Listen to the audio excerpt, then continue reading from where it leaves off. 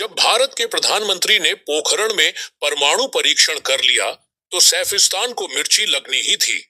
वहां के वैज्ञानिक डॉ रेहान अली ने तय कर लिया कि अब हमें भी अपना न्यूक्लियर प्रोग्राम बनाना है। पहले उन्होंने चीन और फ्रांस से मदद मांगी, लेकिन फ्रांस को समझ आ गया कि ये तो असल में हथियार बना रहे हैं, तो फ्रांस ने हाथ खींच लिया। चीन थोड़ा सपोर्ट कर रहा था, लेकिन तैयारी पूरी नहीं हो पाई तो रेहान अली निकल पड़े उत्तर कोरिया की ओर, जहां किम जोंग इल, उस समय के नेता, अपने न्यूक्लियर सपनों में डूबे हुए थे। उधर भारत में प्रधानमंत्री किरण देवी ने जब देखा कि मामला गड़बड़ है, तो रॉ और आईबी को तगड़ा बनाने का फैसला किया। उन्होंने अपने सबसे होशियार अफसर अमय रावल को बुलाया और सीधा आदेश दिया, तुम सीधे मुझको रिपोर्ट करोगे, सैफिस्तान में जाल बिछाना है। अब काम था कुहाटा नाम की जगह पर नजर रखना, जो रावलपुर के पास थी। वहीं बना था अली रिसर्च सेंटर, जहां न्यूक्लियर तैयारी हो रही थी। अमय रावल भिखारी का भेष धर के कुहाटा के आसपास भटकने लगे। साइंटिस्टों को ट्रैक करने की कोशिश शुरू हो गई। तभी भारत में सियासी तूफान आया। प्रधानमंत्री किरण देवी चुनाव हार गईं और उनकी जगह आए धर्मवीर सिंह। धर्मवीर सिंह गांधीवादी सोच वाले थे, लड़ाई झगड़े के खिलाफ। इस बदलाव से अमय रावल का मिशन खतरे में आ गया, लेकिन अमय ने हार नहीं मानी। उन्हें पढ़ाई से मालूम था कि रेडिएशन अगर शरीर में हो तो बालों और स्किन में असर छोड़ता है। उन्होंने एक नाई की दुकान ढूंढ निकाली, जहां अली रिसर्च सेंटर के वैज्ञानिक बाल कटवाते थे। वहां बैठकर बालों के सैंपल चुराने लगे और धीरे धीरे उन सैंपल्स को भारत भेजा गया। जांच में भयंकर रेडिएशन मिला।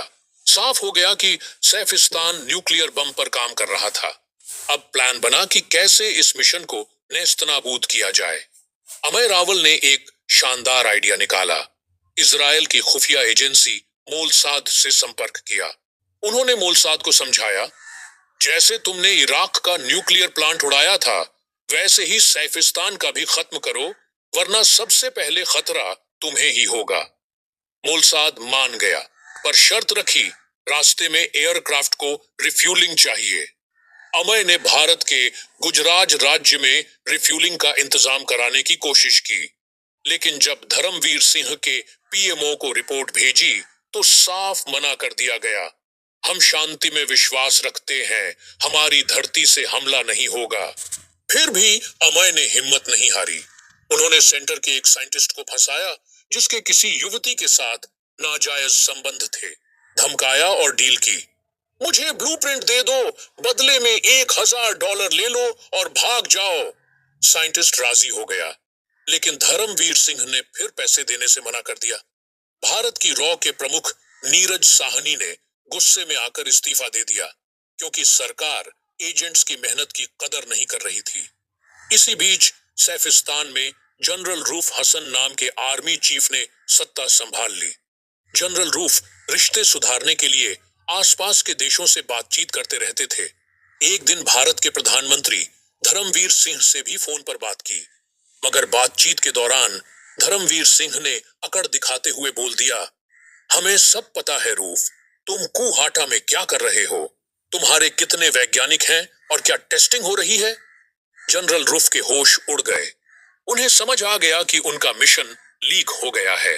गुस्से में जनरल रूफ ने सैफिस्तान में जासूसों की तलाश शुरू कर दी। भारत के कई आईबी और रॉ एजेंट पकड़कर मार दिए गए। पूरा नेटवर्क तबाह हो गया, लेकिन अमय रावल अपनी चतुराई से बच निकले और भारत लौट आए। हालांकि तबाही इतनी बड़ी थी कि सैफिस्तान का न्यूक्लियर टेस्ट 15 साल तक टल गया।